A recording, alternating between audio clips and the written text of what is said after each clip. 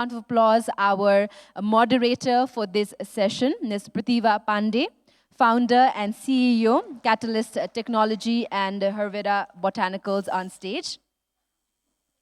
Once again, I'd like to remind all our guests who are here to kindly use the Kantipur Conclave app to direct the question to our panelists and to please make sure to mention who you would want the question to be answered by. I'd like to welcome on stage Ms. Anushka Shrestha, the reigning Miss Nepal World 2019 on stage. I'd also like to invite on stage Mr. Prajwal Parajuly, an author on stage, to join this fantastic panel.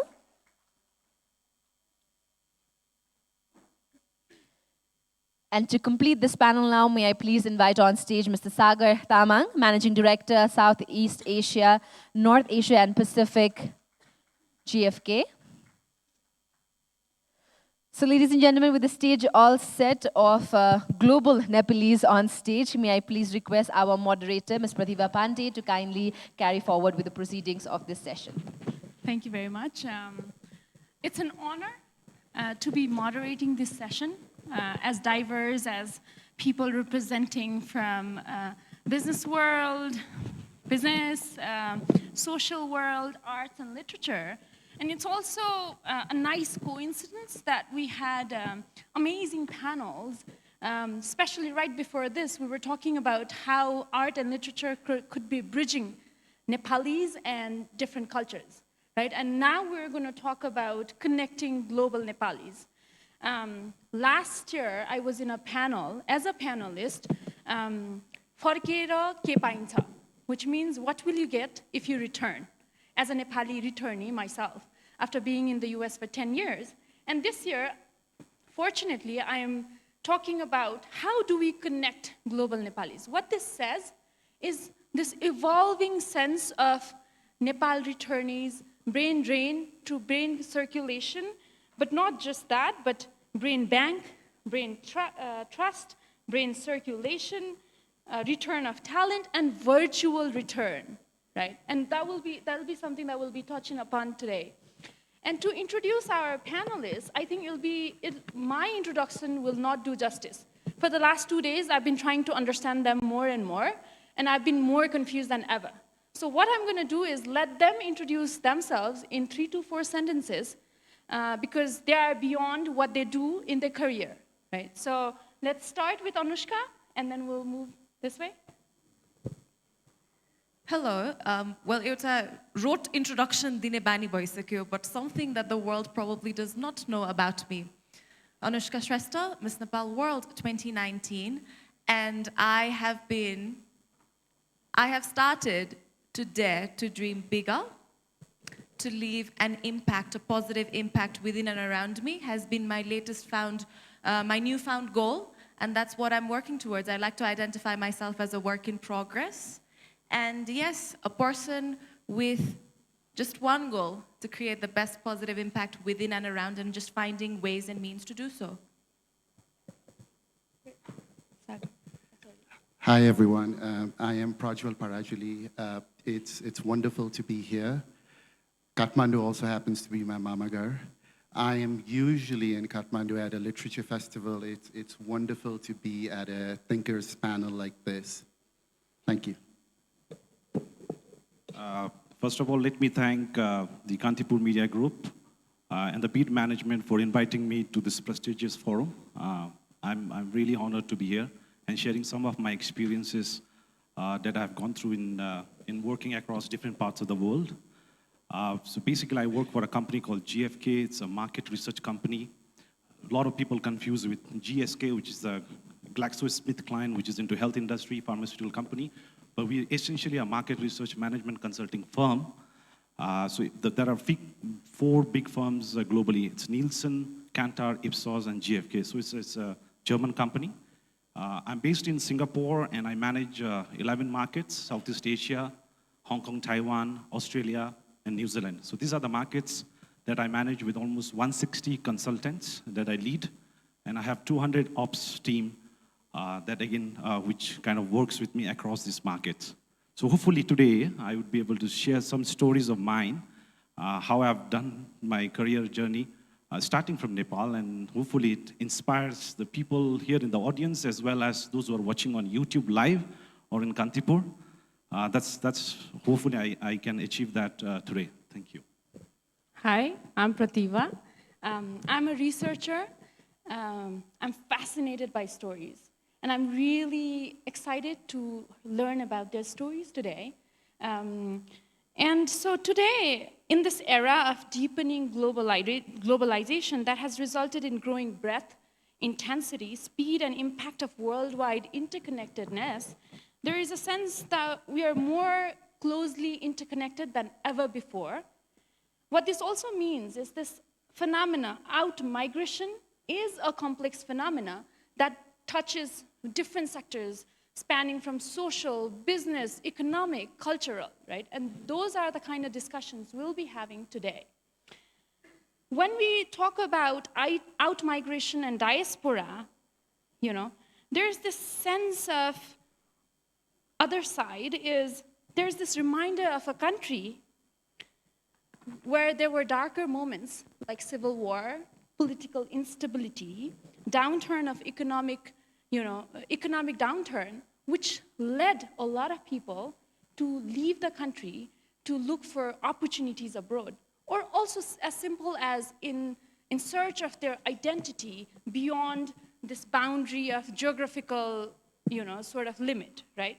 So with that, however, I also talked about before, there's this recent concept of brain drain, brain bank, brain trust, which also is signaling that there is a growing interest in finding ways to use the skills and expertise of the diaspora to fill knowledge and skill gap in the countries of origin, right?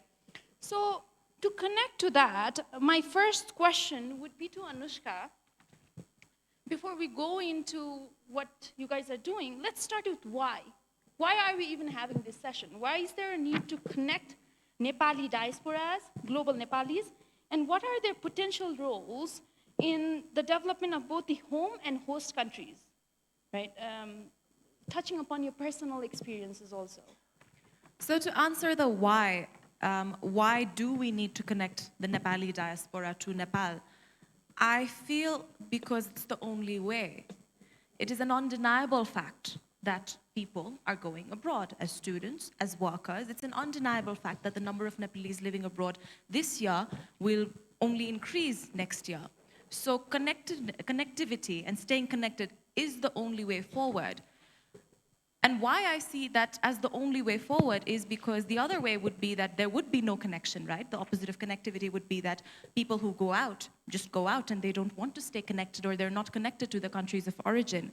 But from my personal experience, what I experienced when I represented Nepal at Miss World was that the unity that came along from the Nepalese living all over the world, it really hit me how important national identity was to every Nepali living everywhere.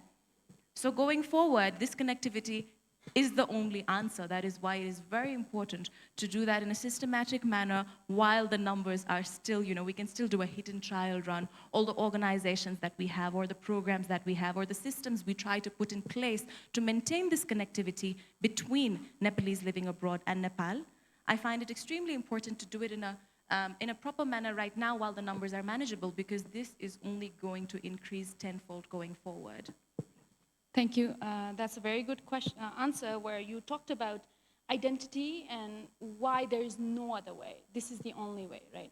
So with that, tying that with Prajwal, who was born and raised in Sikkim and then went to the US for his education and then went all over the world traveling, writing and all of that, why do you think, from your background of a writer, a person in literature, this is important, and what are some of the ways we could be doing this? Sure. I am the son of a Nepali-speaking Indian father whose family comes from Kalimpong in North Bengal or Gorkhaland. My mom comes from Nepal. My mom's family originally is from eastern Nepal in a place called Ilam. And I grew up in Sikkim, the population of which is at least 70% of Nepalese heritage. There is no one in Sikkim who does not speak Nepali.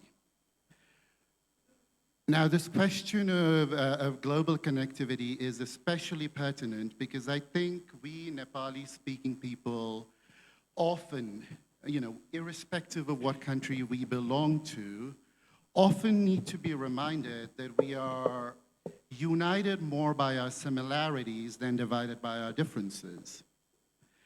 As a number of you might be familiar, there is this tendency of a Nepali-speaking Indian to distance himself or herself from Nepal in order to assert his or her Indian identity. We have come up with names to further widen the disconnect. For example, a lot of Nepali Indians are now calling themselves Gorkhas. We've come up with a new nomenclature for the language we speak. We often call our language Gorkhali now. So our insecurity has sometimes led us to fabricate history. We often tell ourselves that there was no migration, that there may not have been any movement whatsoever back in the day. So this connecting with global Nepalis makes us realize that there are so many people like us everywhere, that hyphenation isn't essentially a bad thing. That in order to be one thing, you don't have to give up another.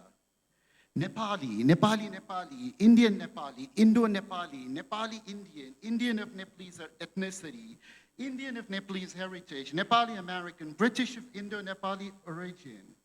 It's okay to be hyphenated. It's okay to have multiple ethnicities.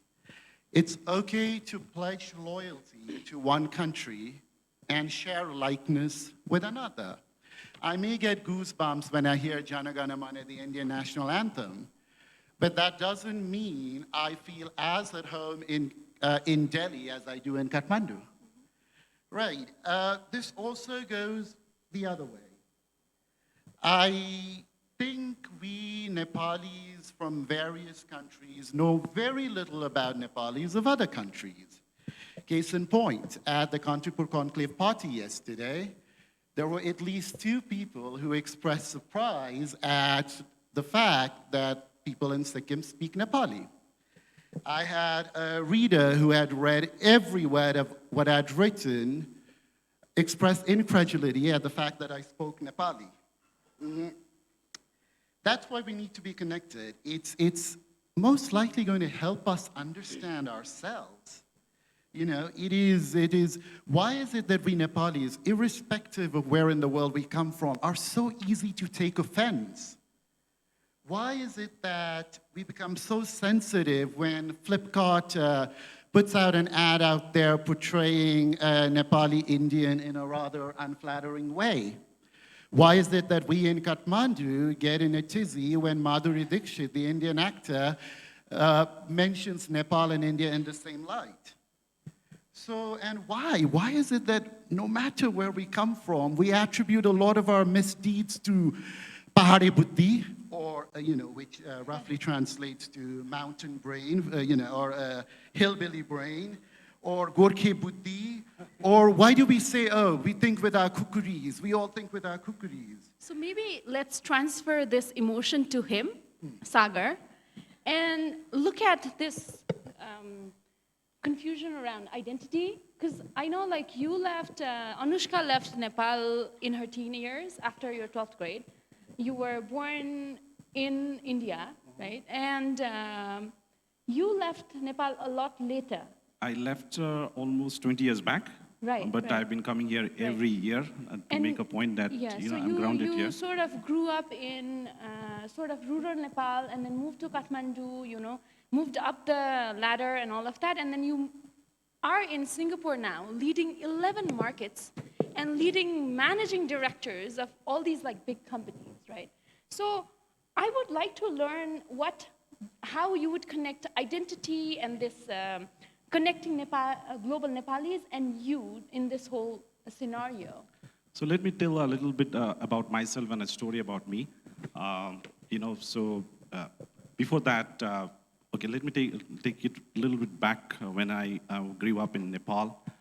It was in 1994 that I joined this market research company called MARC, which was an Indian company trying to set up in Nepal. I was one of the first employees, and I really joined as a junior employees in this organization. That time, I didn't know what was market research. I had just passed probably class 12, right? I was in 12th, and I was looking for a job. So I landed up in this company as a data analyst because I had some background in computer programming, and I started doing data analysis for this company. And it was just a beginning of my career in market research. And I still remember my mother used to always say that, I tell in Nepali, सिओ भएर फाली भएर निस्किनुपर्छ अरे के CO भएर पस्नुपर्छ अरे अनि फाली भएर निस्किनुपर्छ अरे के wherever you are. So thanks to my mother's guidance, I entered as a CEO, and then that's how my journey began. 2 years into the organization, data analyst, I learned all about that, and then I found that I'm getting stagnated to that position. I went to my manager, I said, I need to do something different. Can you give me something else? Then he said, no, the analytical department that you have set up, there's nobody to do.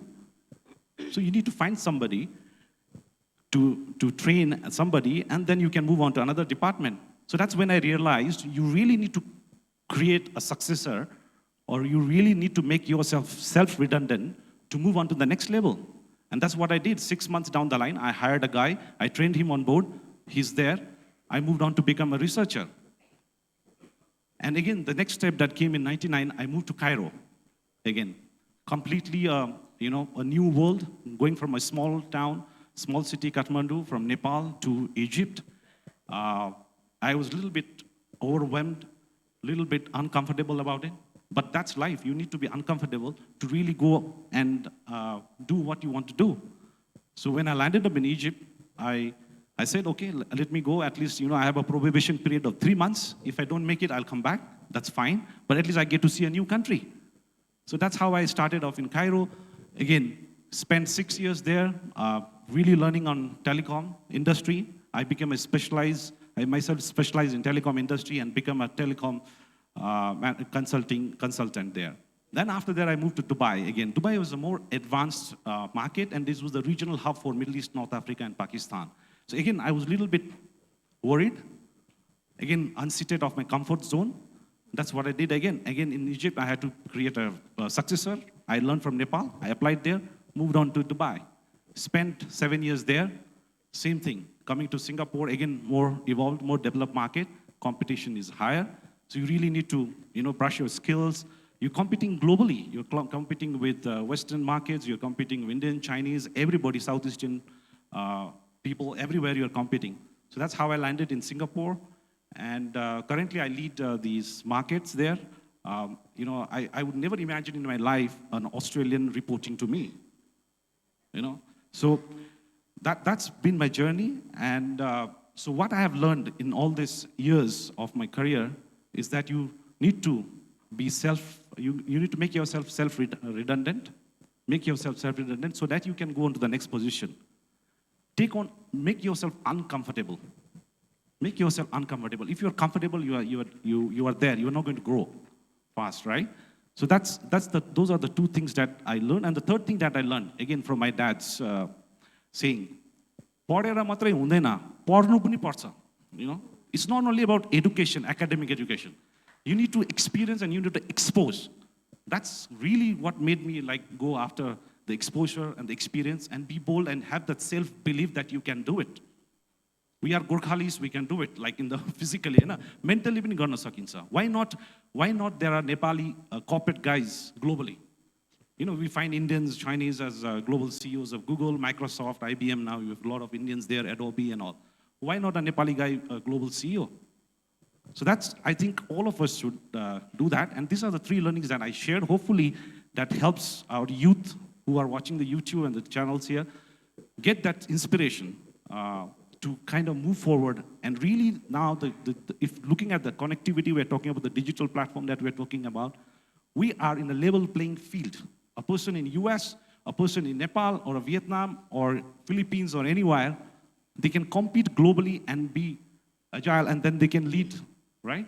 So that's the power of connectivity, the digitization that has helped us, which will help us grow in the future. Right. Yeah, thank you. So we did talk about identity. That's the part I missed, yes. sorry. I wanted to add Pratibha on that one. So when I'm in Singapore, and when I'm traveling to the markets and I meet clients and I present to clients, they look at my name and they say, oh, Sagar Tamang. So Sagar, Indian name, because they have not seen Nepali so much. So then they started, kind of saying, okay, you look Asian, and are you from Indonesia, Malaysia, Myanmar? Then they go all over, not Nepal. But it's unfortunate, we don't have so many Nepalis in the corporate boardroom. So when I say Nepal, okay. That's how they react, right? Okay, Nepal. So at least I am there connecting, again, when it comes to connecting the Nepali diaspora, I think it's important for us to kind of build our brands as a Nepali ambassador in the market, globally, right? So all three panelists are faces of Nepal who are in global markets in one way or another, right? And so we all know Anushka as this Miss World Nepal, but obviously there is much more to her. And we should also give opportunity to her to talk about identity, because I know it's very close to your heart too. And with identity, there is this another topic that comes with it, tagged with it, which is renegotiating your values, your identity. When you leave your country, there are a lot of things that are bombarded to you. And when you come back, there is a lot of reverse cultural shock too, right? So you left Nepal, you were in Australia for 5 years as a student. That was your main identity. And when you came back, you became famous Miss Nepal, right? And now, there are many more things that you are, right? So what does it mean to you in very short, if you could tell us about you more? So as we're bound for time, I'll try to be concise. So when I left Nepal at the age of 18, I think I'm a sample of a very large group that we are. I studied +2 management because I didn't want to study +2 science. That was my only reason for doing +2 management. I did morning college because I would have the entire afternoon off to do whatever I wanted. And then when I wanted to go to Australia, I chose Australia because at that point in time, I thought it was like a cushioned fall. I would be going abroad because I wanted to step out of my comfort zone, see what I was capable of. But then I chose Australia because, as most Nepalese today, I had somebody that I knew already there. So it was like a cushioned fall that I was taking, which was not the case. What I realized and I'm very passionate as a student, as an international student, because as you said, that's the longest thing I've been. I was a banker for 7 months in Australia during my 5 years. I worked in the financial services industry within the university as well. That was not for too long, for 2 years. I did an internship in the Vatican City at the age of 19, so I'm going reverse. I was a banker. Before that, I worked in the financial services sector at the university. And before that, I was a full-time student, but nobody's a full-time student really in Australia. I was also working, but I did an internship for 3 months at the age of 19. I did an internship with KPMG, which is one of the big 4 accounting firms, at the Vatican City, inside the Vatican City, which was very interesting. Now, in all of that, going backwards, what I realized first was that why did I go to Australia, or why do most students right now, most Nepalese do go abroad, is because we're sort of influenced by the American culture and sort of the Indian or the Southeast Asian culture of studies, where we think that if we study well, we have a car and a package waiting outside our universities. Now, that was a shock that I got when I went to Australia, that networking mattered more, your work rights mattered more, and suddenly me getting good grades, and not just getting good grades, but being a good student, an overall good student that got me selected for that internship in the Vatican City, was suddenly not good enough. So in the first year, I in fact was all ready to get all my credits transferred to somewhere in Nepal or India, because I was like, what am I doing? What is this for? This is not just me.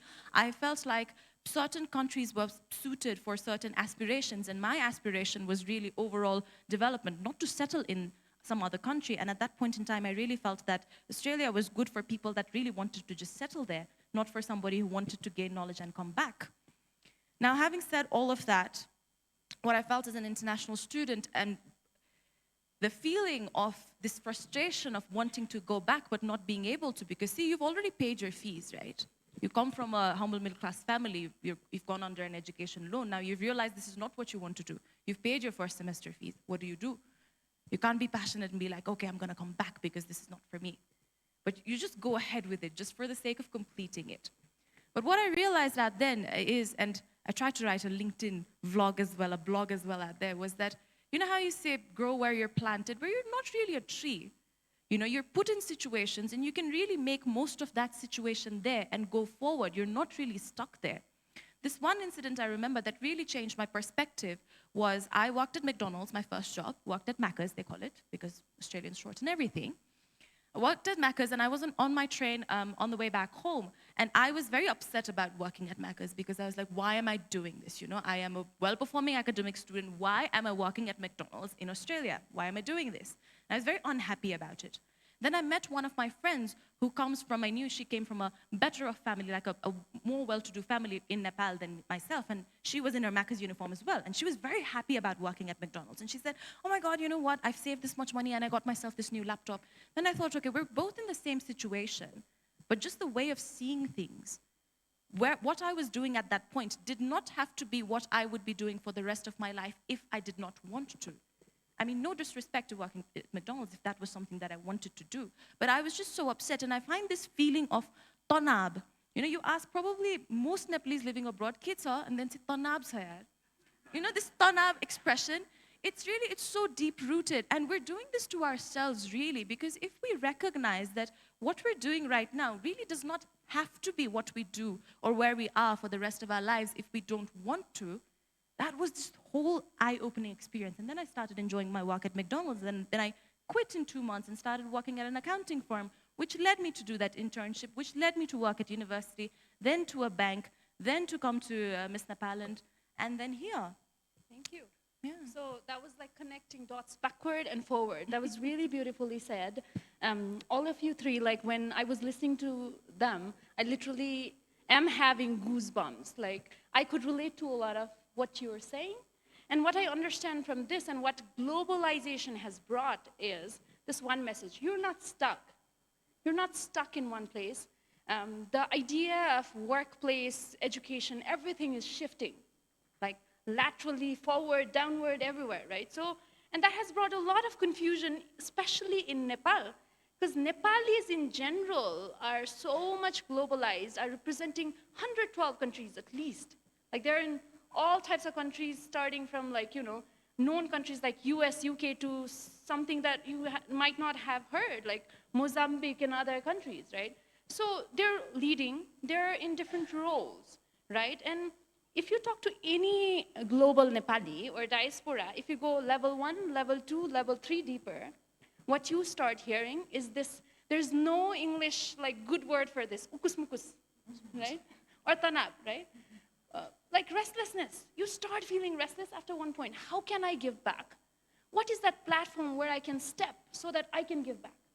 From here or going back or however way. Like you talked about, you know, this online platform to teach and things like that. So with that, let me start with Sagar first. Around what are some of the interventions have you done or plan to do to connect global Nepalis, you know, to sort of help with this restlessness, ukus mukus feeling, right? So, you know, having lived in Egypt and Dubai and now in Singapore, Egypt, we had a very few Nepalese community because, you know, there's not so much of exports of labor. But on the professional side, we had some UN personals. We were really in a senior position. So it was like 7, 8 families. And then we had from the embassy staff as well. So Egypt, nobody knows where is Nepal. The Egyptians don't know where is Nepal. When I go on the street and they look at me, where are you from? When they ask, I just say, guess where I am from. They all relate, you know, looking at my Asian face again, they point to China, Korea, Japan. For them, anybody with the chinky eyes is like, okay, Far East and Southeast, right? So what I did was with the embassy staff, who's the charge d'affaires then, Mr. Oli, who's a very, that time there was a lot of emphasis on economic diplomacy. And he said, Sagar, why don't we start a newsletter so that we can spread the awareness and promote Nepal as a tourism destination. So actually, I had a desktop publishing background. So I had done a lot of magazine designing and all in my past life. So I literally I used to go to the embassy, do that stuff in my weekend, in my free time. And really, we kind of started disseminating this newsletter to the whole, the Egyptian travel operators, to the embassies, to the missions, and the international organizations. We also, what we did was, okay, let's do a forum. So he kind of invited me to talk about Nepal tourism. And we got some material from Nepal Tourism Board. We actually invited 30, 40 operators in a room. And then between Mr. Oli and myself, we kind of like presented Nepal to the operators. So we were trying our best in whatever small ways that we can do. So that's how we kind of connected with the like-minded people. Now, recently in Singapore, I was with the NUS Yale University. There are a couple of bright students who, it's very tough to get into this university, first of all. So I realized they called for a networking event for professionals and entrepreneurs in Singapore. I was so excited to go to that event. Normally, I avoid all those society meetings. Usually, as in Sujiv's books, 3Ds, dance, dining, dance, and dangdung. That's what happens when Nepali meets together, right? So I kind of avoid that crowd. So this was a very interesting forum. So I went there and I found there were 15, 20 students from Nepal who got admitted to this liberal arts college. And they were looking for, to connect with the Nepalese professionals in Singapore, where they can ask for mentorship, ask for if they can do an internship in the organization. So I raised my hand, and I've always been, like wanting to have Nepalese student in my company to do internship and eventually work in the company. So it's very difficult to get, because my field is so specialized that it's very difficult to get people, to come and work in the space that I work. Now, of course, with all this data science and artificial intelligence and all, it's getting more sexier and better. So we, as GFK, as a company, we started advising, because we do big data. We've been doing big data for ages as market research companies. We collect data from the market, we collect from the retailers, and we kind of push that data to our brands and help brands in winning in the marketplace. That's what we do. So now it's because of the computing power and the availability of data, it's just become the huge volume. So that's where I think, people like us who are out in the international markets can help other Nepalese to connect, to mentor them, share our experiences, inspire them, and hopefully that they also, do well in their life. That's what we can do at this point in time, right? Right. So with that, my next question would be for Prajwal. He has this power to emotionally and intellectually connect people through writing. He has this mighty pen, which can really sort of express other people's emotions too, in ways that that person may not know.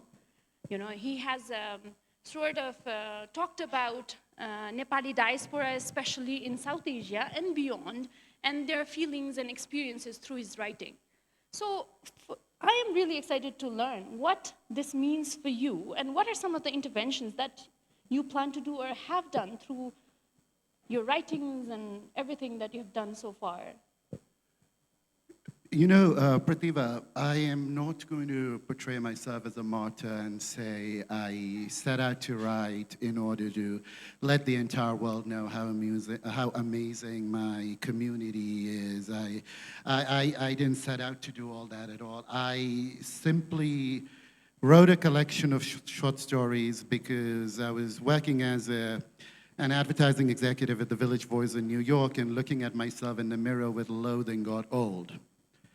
And I also happened to find myself in a Nepali restaurant in Queens where I picked a Nepali paper and I couldn't read it very well. I had always prided myself in being very good in Nepali, both written and spoken.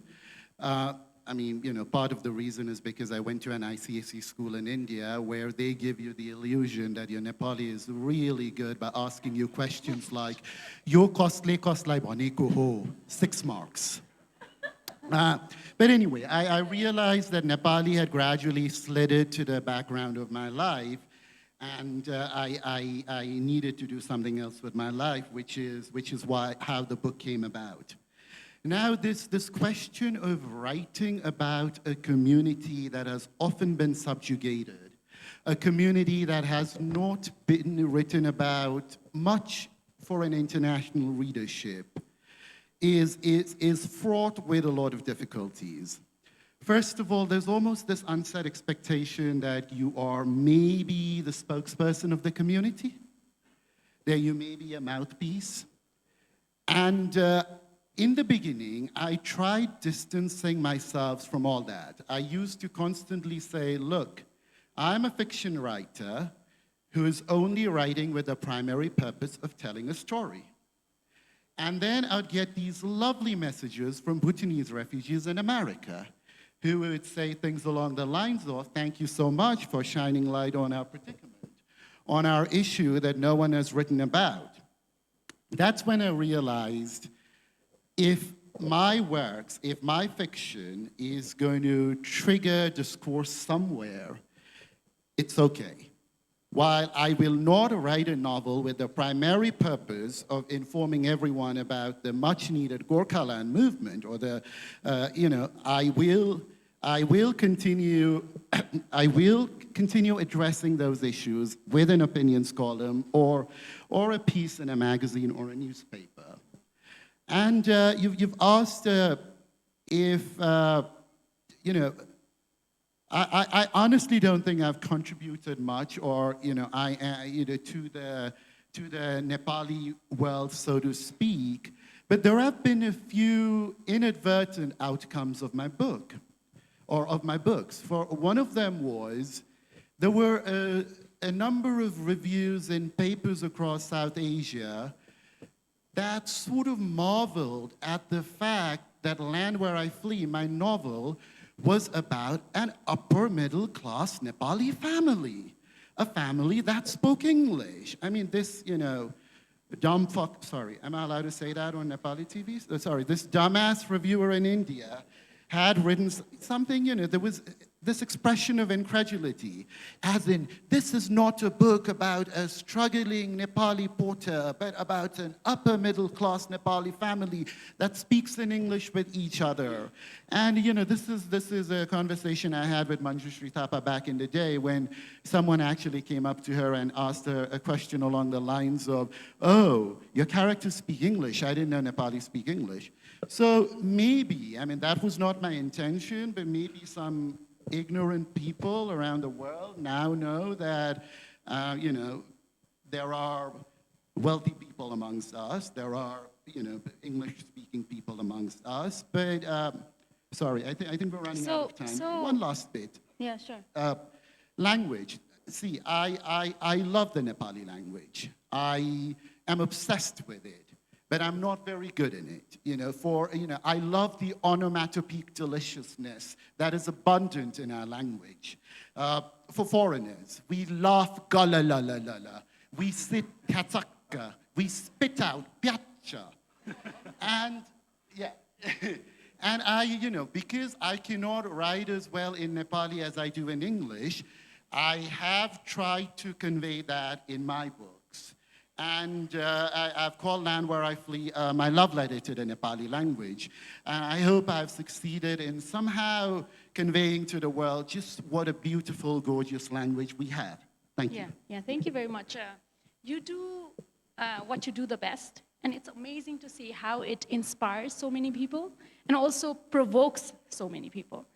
A lot of times you have no control over it as well, but the primary focus should be you're doing, whatever you do, you have to do your best, right? So with that, for Anushka, I know you decided to return to Nepal, and when you decided to return Nepal, you had no idea that you were gonna become Miss Nepal and all. So I'm sure you had some ideas of what you were gonna do in Nepal once you returned for good, in a way. And once you became Miss Nepal, you have your own duties and promises and all of that. So how are you managing that? And also, whatever you had decided before, has that changed with this new identity or added badge of yours? So when I did come to Nepal, I resigned from my job, so I didn't hold it because, one, I couldn't, and the kind of personality I have, I sort of needed a clean break. And when I did, I came with the intention, like I said in the very beginning, to create a positive impact, whatever that meant. I was adamant to finding out. Now, when I first visited the project site of Our Beauty with a Purpose project that has won the Miss World title of the Beauty with a Purpose project this year as well, I went there even before my training as Miss Nepal started. And I was just discovering that social enterprise is a thing. You know, I was one of those narrow-minded that saw business and job and money-making and social work as two very different avenues. Now, I was learning that social enterprise is a thing. It's a thing that I would most likely enjoy, I'm likely good at, and I was exploring. So the intention was to create a social enterprise. I would probably not have been able to do it at the scale that I've been able to do it with this added batch, but I would definitely be doing what I'm doing with the project right now. For those of you who don't know, we're doing a model community upliftment program at Solsing, a community in Sindhupalchok, where we're focusing on education and livelihood generation. So we're creating a model that we can replicate through communities. Now, how that has changed is, in fact, it's, like I said, at the very beginning as well, it's taught me to, or it's sort of enabled me to dare to dream bigger. This added badge has made that change. And in line of answering the question of what we've been trying to do to sort of contribute in our way to connecting the global Nepalese is the first thing you mentioned, online classrooms. When I first went to that community, I was not Miss Nepal. I was not even a Miss Nepal contestant then. I was just a person who was studying in Australia. And every time two people met, from what my experience was, because I studied in Australia, I can only say that, was two people meet up for coffee or for drinks, and the conversation starts with Nepal ma ke garnu parcha. And then it goes to, but afno fee nai tirna baki cha, I'm yet to pay my fees, and there's all these reasons. So भोलि पर्सि जब म retire हुन्छु तब नेपालमा चाहिँ केही गर्नुपर्छ. So, you know, later when I'm done and when I'm retired, then I'll do something for Nepal. So those conversations were very repetitive. So I thought, okay, what can we do? The need I identified then was that schools out here, rural communities, lacked teaching capacity.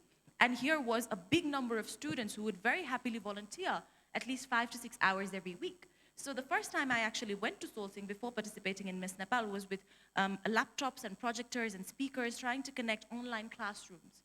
But when I went there, I realized that the development needed to start from ground up. So hence the other project started. So one was that effort. The second one is now that we have the project in what shape it is, this community project, and for further social enterprises, I am definitely going to seek collaborations from people and Nepalese living all around the world.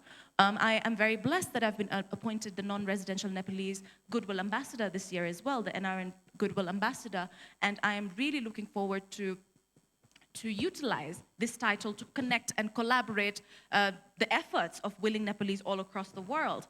The third thing and the final thing that I think is important, and one thing I've realized from my personal experiences of having traveled to fundraise all across the world is that there's so many organizations of Nepalese all around the world. They're all well-intended. There's not just a Kathmandu Samaj, there's a Dhapasi Samaj somewhere in Seattle. You know what I mean? And there is nothing wrong with that. But let's think efficiently of trying to synergize efforts, right? Even when the earthquake hit in 2015, I was in Sydney and I was really trying to say that instead of one truck going with one box of supplies to this one village, can we connect everything so that one bus with, you know, a lot of supplies goes? But sometimes, somewhere along the line, it becomes more about the name and like my organization and my banner reaching there. And the impact of that in the context of Nepalese living abroad is sort of increasing. So definitely promoting that collaboration of different institutes and organizations abroad would be something that I would definitely promote in going forward with connecting global Nepalese. So we have many commonalities and also differences, and that also is something, because of that, we all have unique things to give back to our country, home country, as well as host country. With that, I'll go into question answer and then we'll wrap up. Some of the questions are already answered, but there's this one question by Mr. Anuj Mahat. It could be one of you guys answering these questions. The Indian government initiatives of return to India has been successful with the risk of returning. So what he's trying to say is there has been initiatives by Indian government to return, for Indians to return back to Nepal, and they have also minimized the risk around it. But for Nepal, that's not necessarily been the case, not as much as other many countries. And his question is around what are some of the initiative of globalizing Nepalese product with made in Nepal could be made successful. But also I would like to attach this with what are some of the initiatives that can sort of prompt global Nepalis to collaborate, return, or contribute in any ways possible. So probably I take that because I'm one of the Nepalis staying outside of Nepal, and how I can contribute. So far, 20 years of my life, I've been, contributing more from an economic point of view, remittances, investment, and all. But from an intellectual capacity, because 20 years, you kind of build your own career and you make yourself, you learn a lot. Now is the time to give back, right? So in this forum, I kind of raise my hands and I'm willing to volunteer if anybody reaches out to me for my expertise to be utilized. It could be an education institute, it could be a corporate business unit, or it could be government. If anybody asks me for sharing my learning and experiences, sharing my expertise and how I can help shape up the big data science in Nepal, more than welcome, yeah? It's a LinkedIn is the platform, everybody can reach out. That's very simple now with the connectivity with digital platform that we have. It's very easy to reach out to Nepalese diaspora. So you can just send in a mail and then, there after the 100 response, and you can even search for the kind of expertise that you need in Nepal. And I'm sure those Nepalis, everybody is willing, everybody wants to do something for the country. So there would be people who would want to come, they might come for a vacation, they can spend a day or 3-4 hours of their time giving back to the society. And that's what creates happiness. Everybody feels very happy when they give, right? So that's, I think, probably what we should do. Yes, so 1 or 2 sentence message each if you want to say something, and then I'll close the session with that. Most of the questions are already answered, and when I close, I'll try to sort of close it with what you've answered as well. Well, thank you. I'd like to just take this opportunity to address one fact that I have been most passionate about, and which is not losing hope. The word tanab has been a very big part of my life for a long time, and I'm trying to step away from it. The common problem or the common concern or issue I realize in most Nepalese trying to come back or trying to do anything for Nepal from where they are, which is equally appreciated as well, is this frustration in the lack of support in terms of infrastructure, in terms of regulation, in terms of rules. So my mantra or my way of dealing with it, my dealing mechanism has really been imagining myself in the middle of a crumpled up sheet, a sheet that has come right from the laundry that's crumpled up, and I'm sitting in the middle of it. Now I can either wait for each of those crinkles to be ironed out to do my thing. Say, I want to start up something in Nepal, but this is a crinkled sheet and I'm not happy about it. What can I do?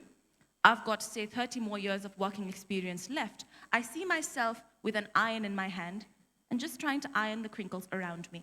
And there's so many people all around that sheet just trying to crinkle what's around me. What I'm saying is, if I'm going to wait for this sheet to be crinkle-free, for Nepal to be ideal in terms of economy, in terms of infrastructure, in terms of rules, and then I will do what I need to do, be it a social enterprise or a business or an idea, that's not going to happen. But what can I do in the time that I have left is probably start ironing around me. Yes, new crinkles will be being formed, but there will be other people trying to iron around.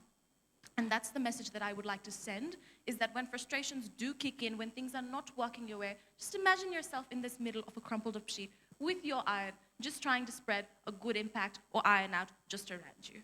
Thank you. So the timer actually took me aback because we're getting 10 more minutes, which is exciting. So I could ask one more question, because I thought if I ask this question, this is going to sort of open a can of worm. It's about government and government's role in trying to connect global Nepalis.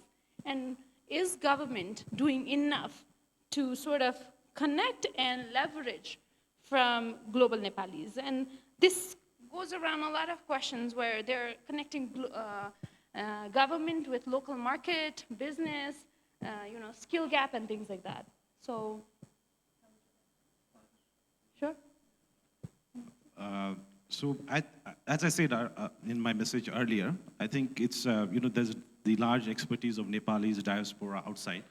It's how you maximize or how you can get those expertise into a country. As I said, in the digital platform, it's easily available. People are willing to help, as usual. I think Nepalese are very helpful anywhere you go. It's the most hospitable, most smiling people that you see globally, you know. So I think from the government perspective, or even from the, let's not only wait for government to come to us, you know, the private sector itself can come to us, the civil society, the universities, whoever is there, can reach out to the global diaspora. And I'm sure those, the guys would be willing to help. As I said, I raised my hand to kind of contribute to the development of Nepal as well, how I can do that. So that needs to be an avenue for doing that as well. So some of them are like hidden, like nobody knew about me. I was in Singapore, I was only Nepali, right? So, but now with this forum, there's probably some visibility that there's a guy called Sagar who can do these things. Reach out and then probably we can help, yeah? Yeah. So there is one more question, which is for Sagar, but it could be answered by Anushka as well, or by Prajwal as well. Either way, you know, see, like, if you can connect to this and then answer this, because it relates to all of you. A part of Everest Lumbini labor exports, what do you think Nepal can be marketed for in global arena? He's also saying, what potentiality of Nepal do you see from abroad? Do you want me to answer? I can answer that. Yeah, okay. So, you know, Nepalis, they are jugaad. They can do, like, this is a South Asian mentality. We find a way in terms of making it happen. If there's a problem, corporate gives us a problem, we go and solve it. We don't go divert from it.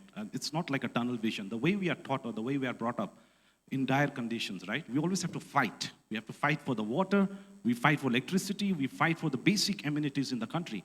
So that has made us more resilient and more creative to kind of go and solve that problem. So what I've seen, my experience across the markets has been the developed markets, that people tend to be very focused, tunnel vision. They're very good at that. The quality of work that gets churned out in Singapore, the world class. It's super efficient country, it's world class. I always say that 10% of the country think, 90% just follow.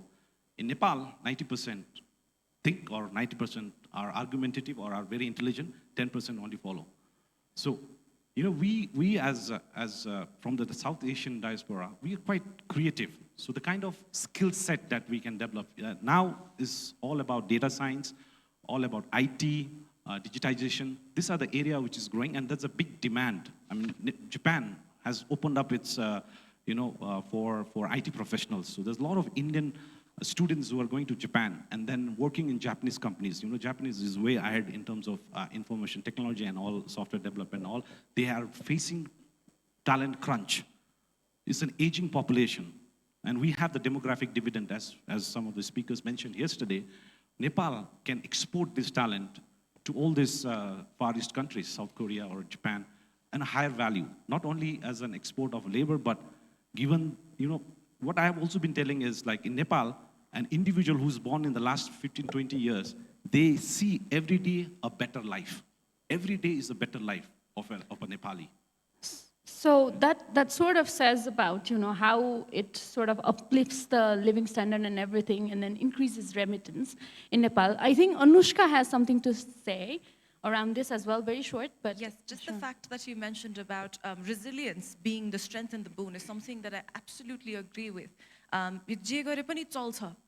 You know, whatever works, we will get through with it. That's a very interesting way of looking at it, that we're very creative about it. But definitely this resilience of ours is our strength and our curse, if that's the proper word for it. It's because हामीलाई बत्ती नभए पनि हामी चल्छौं, हैन?